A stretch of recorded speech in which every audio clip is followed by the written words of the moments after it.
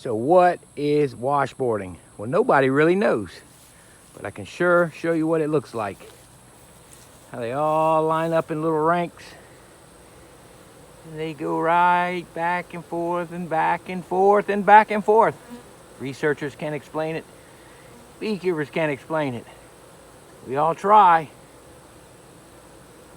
but they don't seem to know what really makes the bees do this. Some say hygienics, some say cooling. Some say other ideas that I don't know about. But in the end, this is washboarding.